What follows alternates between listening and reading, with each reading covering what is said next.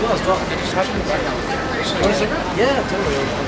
Did you write most of the songs for Fortress, like, just at home on a guitar, doing like little demos, and then took it to the studio, or did most of the writing process happen over there? No, I did a lot of it at home, working in like GarageBand, and I would kind of make pretty fully realized demos of the parts.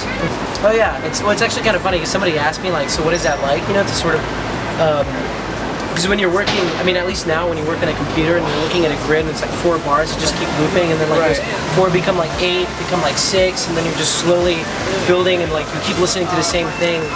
And if you're always in a position where you can track and record, like those bars will just keep building up until it's like a full 4-minute song. But if not, like, you know, for like 3 weeks I'm listening to the same minute loop, you know, just kind of like, yeah, okay, all right, you know.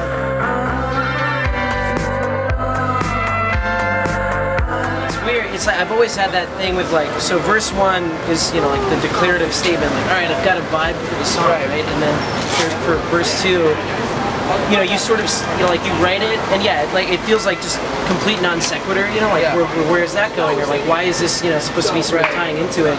And I hear it in a lot of songs where like the first part of it tells you what it is, and then the second half's just like, and I'll hold your hand, baby, or just like some random weird, you know, like that doesn't really make any sense, but it's just kind of like, I already kind of got out, you know, so it's good to have just like a full concept for it, so you can just keep like riffing on it and just, you know, stay in the narrative.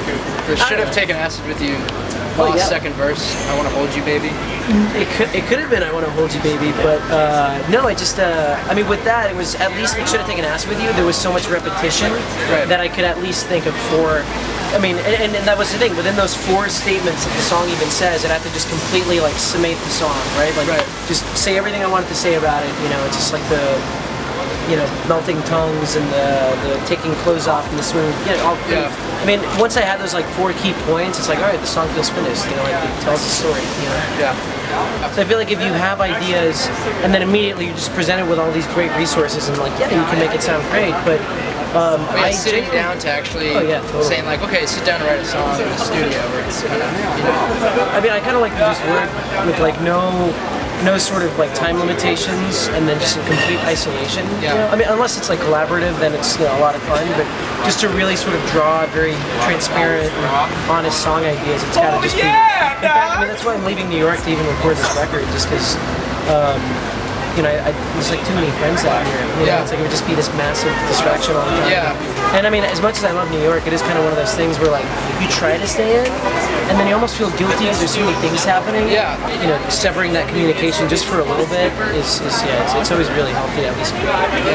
And it's weird because like, I mean, that was kind of the circumstances that all led to Psychic Chasms. Was just, you know, having literally this 3 or 4 month period where I wasn't really hanging out with any of my friends because everyone was either busy with school or like I didn't know that many people in Austin yet.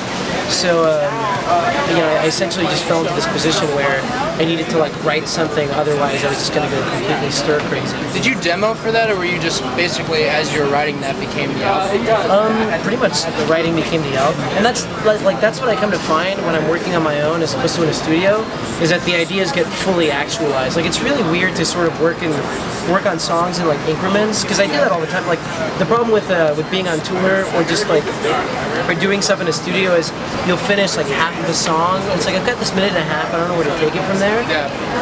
So, you know, by the time that you sit down with the song and then you try to complete it, it feels a little bit more forced, you know, because it wasn't part of the initial spark. Like with Psychic Chasms, like I remember the first track after Should Have Taken Acid With You was like 6 hours or something. It was like really weird. It was like, whoa, I've got the song. And then 669 was like, all right, I've got this entire day. And that was the first, like when I realized I was going to write a record, that was like the first track that came out. And I mean, yeah, like if I can just sit down with it and just, you know, like I won't want to stop until it's pretty much, you know, close to finished.